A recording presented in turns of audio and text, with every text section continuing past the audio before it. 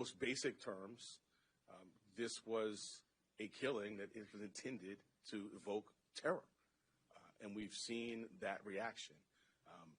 The statutory elements we can go into, but its most basic term, that's what this is. This was not an ordinary killing, not to suggest that any killing is ordinary, but this was extraordinary, and the New York State Legislature has set out both the paths that we talk about, both the murder one and murder two, and this we allege is certainly squarely within those statutes which talk about intending to do exactly what we saw happen here.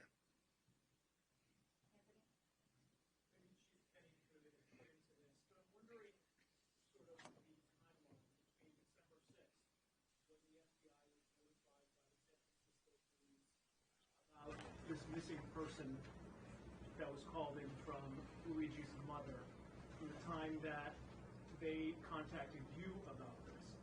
Were you aware of this when he was arrested, or is this something that was still being processed at the time? And what did his mother say? So the original missing report took place back in November 18th in San Francisco.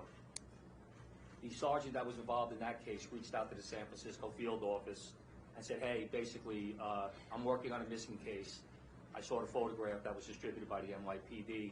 There bears a resemblance. That tip was forwarded to us close to 45 hours after the incident took place. It showed up to a TFO, which is a task force officer. We have NYPD officers embedded with the FBI. They received that tip. It was one of 4 tips that they had received that day, and they were vetting it.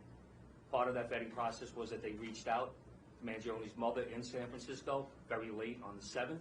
They had a conversation where she didn't indicate that it was her son in the photograph, but she said it might be something that she could see him doing.